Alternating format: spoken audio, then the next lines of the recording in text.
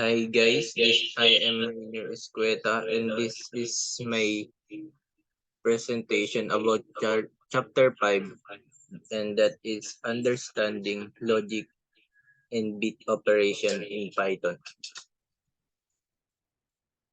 The content is page is introduction, second is logic operation, third is bitwise operation, fourth is combining logic and bit operation, fifth is Boolean algebra in Python.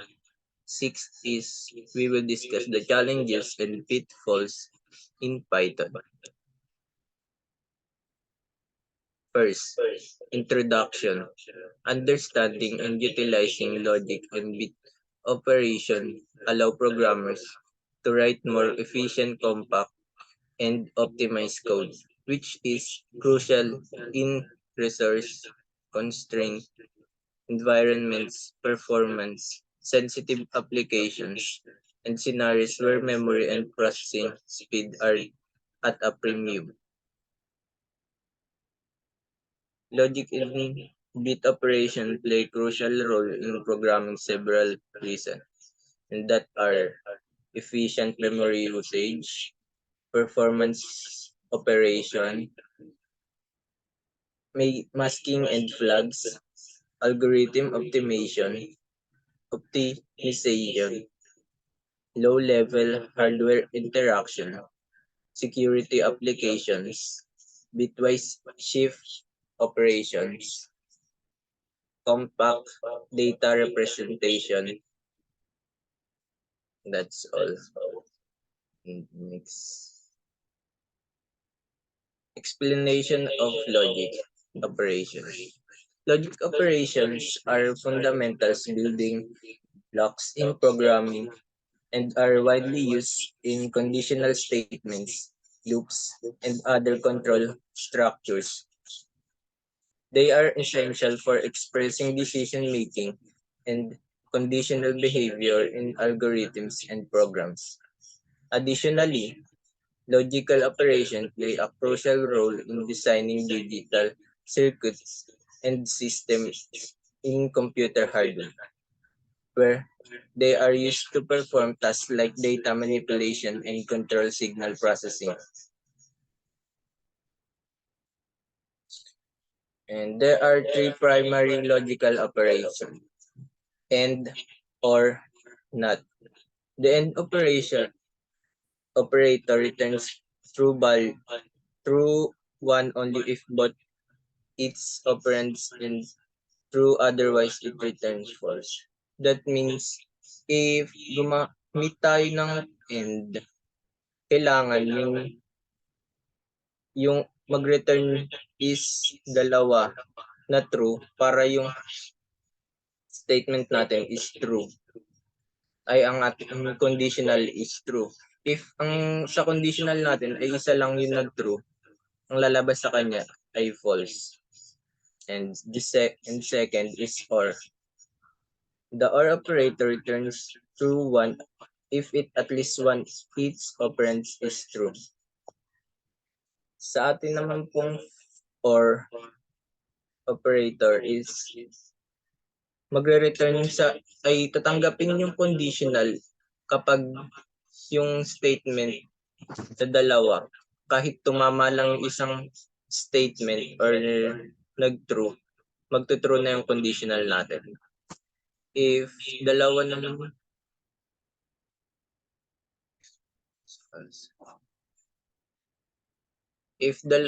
dalawa naman po yung hindi nag-true, ang kakalabasan naman po ng conditional natin is false.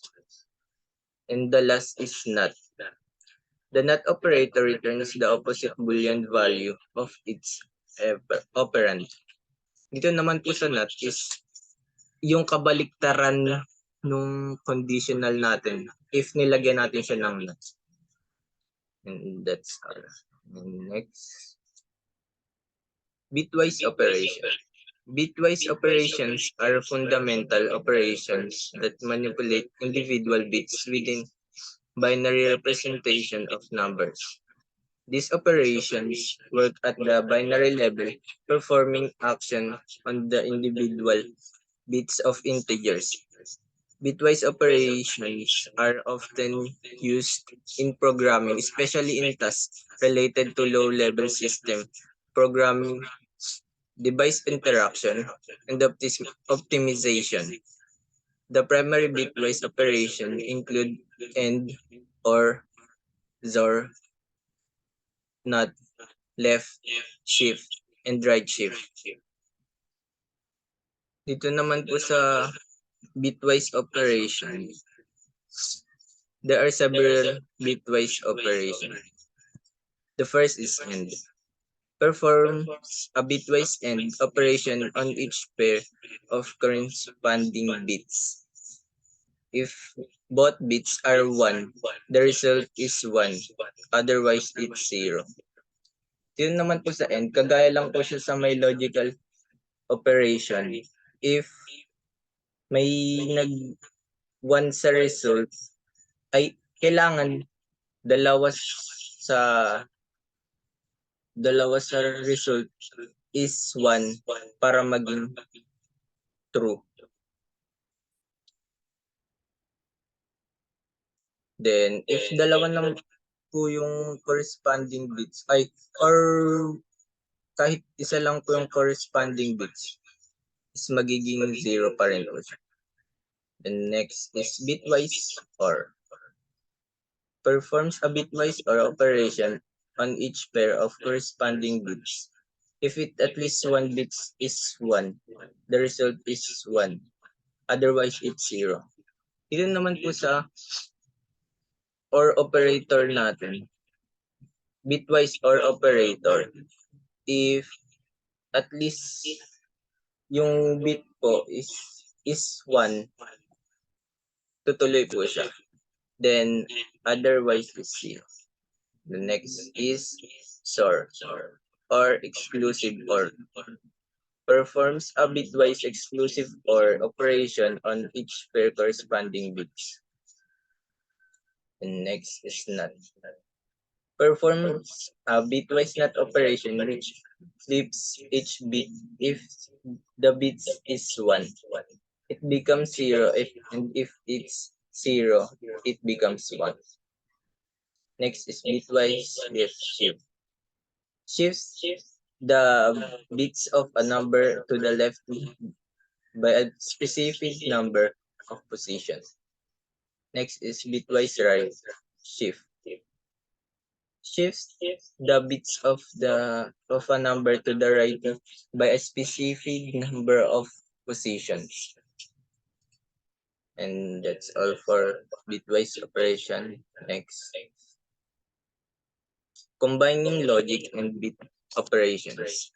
Combining logic and bitwise operation is a common practice in programming, especially in scenarios where you need to manipulate and analyze individual bits based on certain logical conditions. Here are a few examples to illustrate how logic and bitwise operation can be used.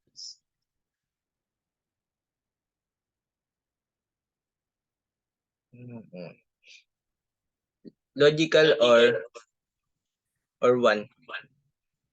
Logical or is used to enable feature A, and logic and is used to check if feature B is enabled to, and bitwise exclusive OR is used to toggle feature C. The result is a compact representation of multiple settings in a single variable. I have my example, but I can show you guys.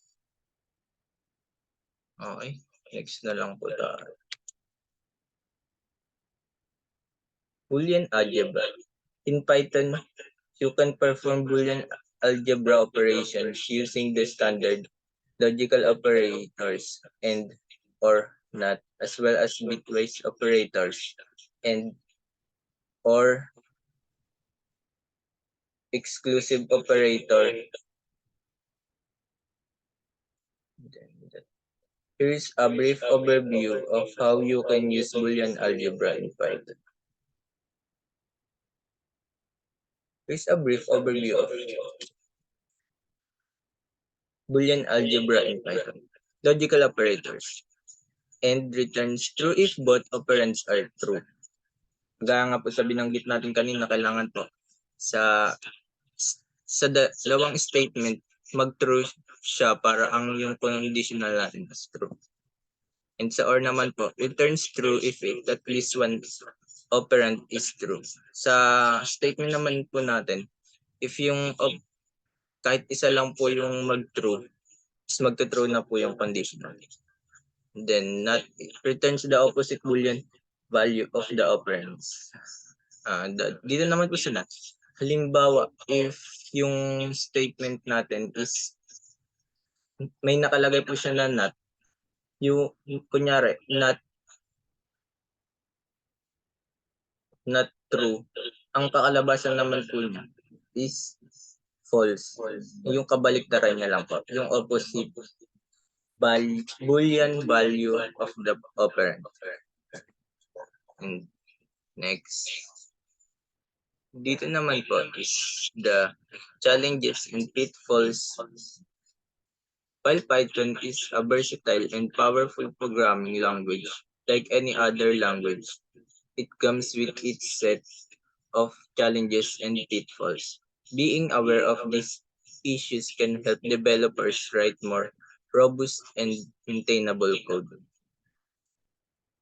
Dito naman po, these are the some common challenges and pitfalls in Python. First, indentation sensitivity. Ang Python po is napaka-sensitive niya po sa indent.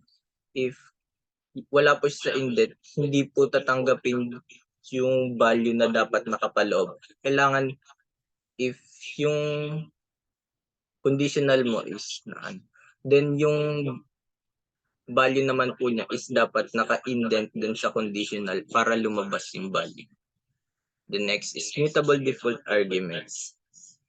Using mutable objects such as list, dictionary, na ginagamit po natin as default, function arguments can lead to unexpected behavior because the default is shared across all calls to the function.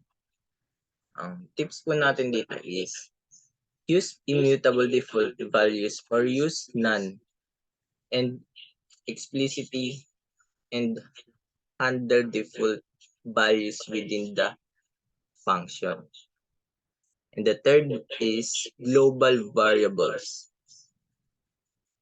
Dito naman po ang pitfalls is modifying global variables within function can lead to unintended side effects and make the code harder to understand.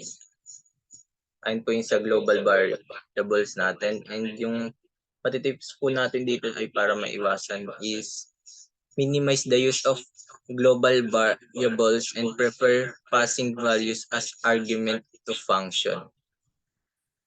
Okay naman. And the fourth, next po natin is dynamic typing.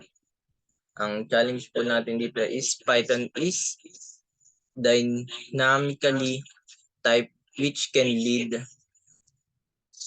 to runtime errors if variable types are not handled carefully.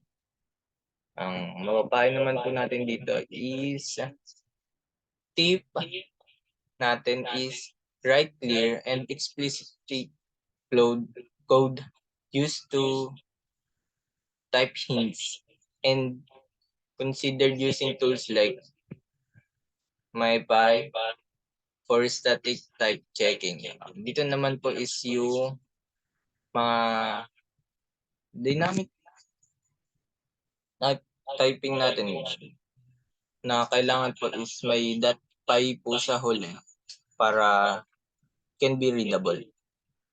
Then next is GIR, the Global Interpreter Lock.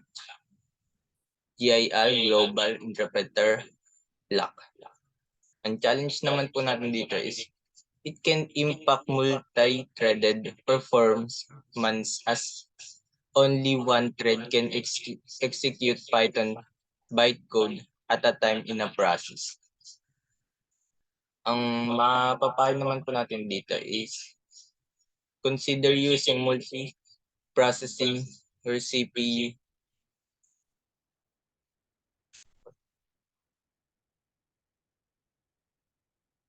Balik na po tayo. Ang mapapayo po natin dito is consider using multi-processing for CPU bound tasks and use threads for I/O bound task. Alternatively, uses language like Python for performance critical section. The next is dependency management, and other is exemption handling. Last is performance bottlenecks. Ang challenge naman po natin dito is Python might not be the best choice for certain performance critical tasks due to its interpret nature. Nagbabottlenecks po siya, ibig sabihin po hindi kaya ng Python. And that is best choice to use. Tips po natin dito is use profiling tools to identify bottlenecks. Consider optimizing critical sections using libraries like NumPy or Python, or integrate performance-oriented language where needed. And next, thanks for watching. Sana po may natutunan po kayo, and ulitin ko po, I am Rainier Escueta. And this is my presentation in CC03 by Clark by Sir Clark Esplanade.